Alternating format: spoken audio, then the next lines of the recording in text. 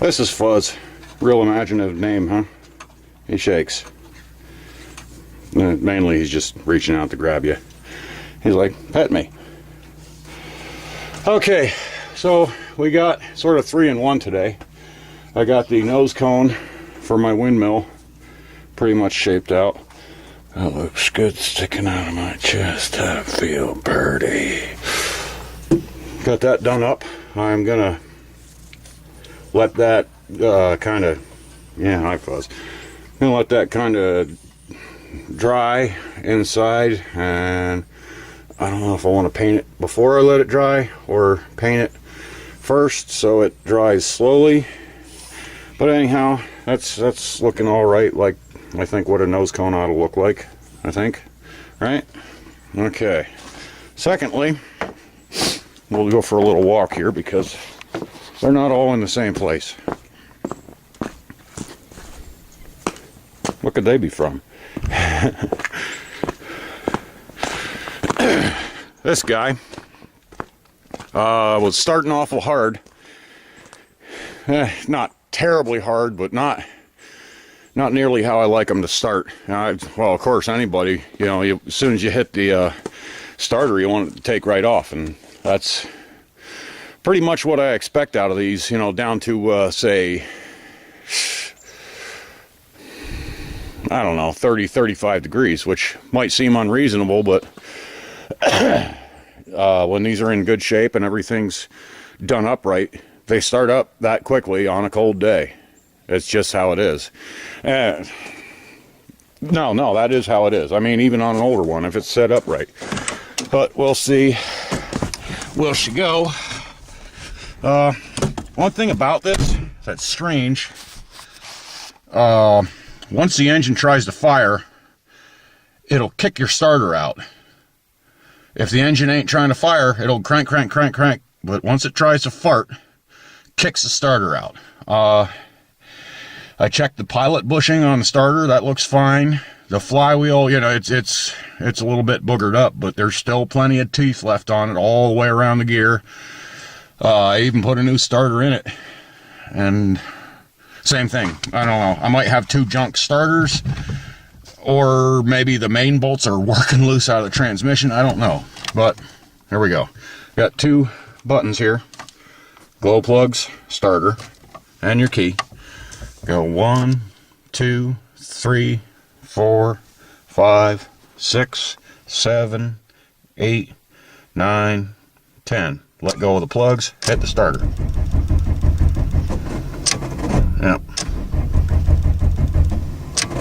Nope, I guess it...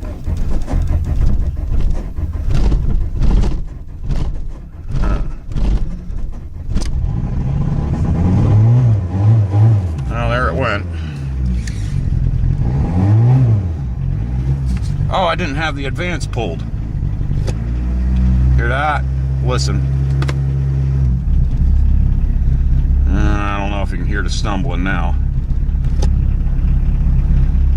And there's what the advance pulled. There, that way you can see. Maybe you can just barely hear it now.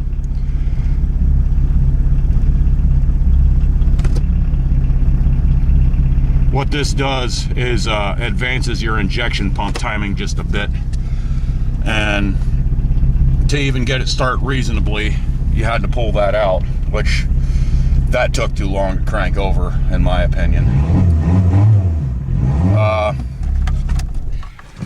But at least it went. Okay, bear with me.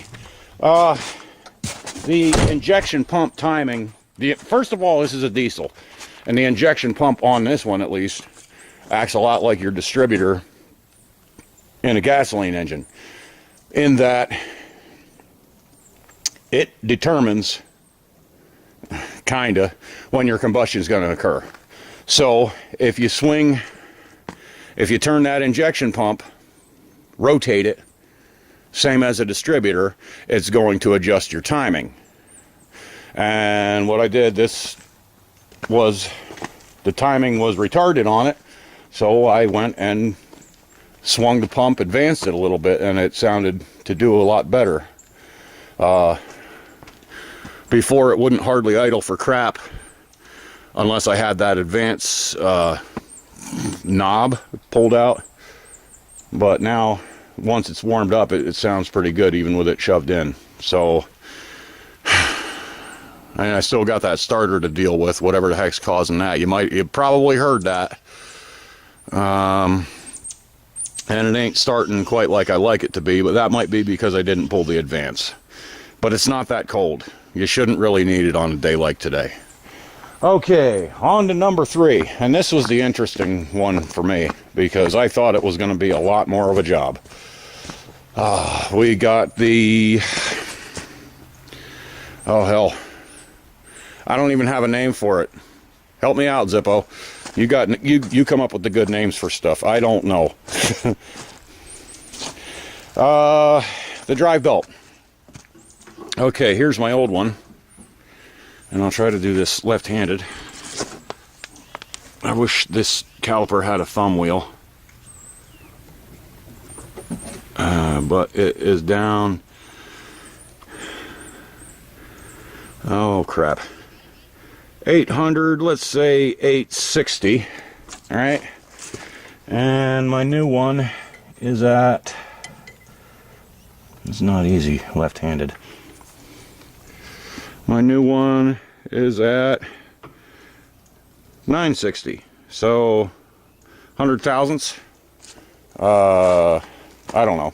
Let's just do a little side by side here. All right.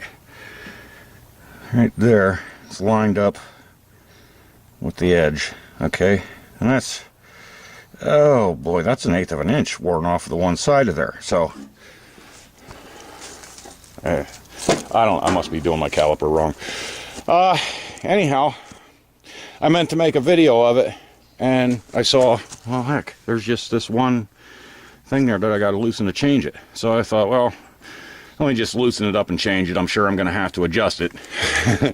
But let's see. Right here, with variable speed lever in low speed position. Right there it is. It's all the way down. The belt in the large rear pulley should be approximately 1/8 inch below the top of the pulley. See number 5 right there. There's supposed to be, the belt rides just a little bit below the outer flanges of the pulley. And if you look right there, it's about just what we got. I mean, it just went on by itself pretty much. And then I spent more time just cruising it around. Seems to me it's going a little faster, which I think would make sense. I think the old one, oh, wait, I don't know. But it's sure working nice. I can pull hills now in third without it slipping, without the belt slipping. And I might have to do a little work on it. I don't know. It seems sometimes it grinds, but I guess Zippo, help me again. That just sort of happens now and then. Like I'll go to shift into first, and it won't grind, but it'll sort of hang up. And I let the clutch out like just a bit, then it sort of lines up and goes in. I can put it in neutral, let off the clutch, and for the most part, put it into any gear I want. Once in a while, it'll still grind if I'm not careful. And when I was riding it one time, I noticed it sort of, I'd be sitting on it, and it felt like this, the whole seat and everything was kind of doing one of these on me, you know. But I think that might just be that, because I believe Zippo, help! I believe I'm looking down in here. Is that where you told me to look? For loose bolts, and there's everything's fine down here, you know. Everything's just as wonderful as could be. Well, that's not a bolt, that's some sort of pin, but there's no signs of anything shifting around. I took wrenches to what I could, and everything seems tight. So I don't know. I guess all that's left to do is mount my headlights and wire them up, and yeah, I do. I even got a little hole there. So I think there was headlights on it. Maybe somebody took them off. And what'd you say? The brackets are going to go right there. That muffler's coming off. So doodly do. I guess that's about it, though. I mean, as of now, far as I can tell, it's perfectly operational.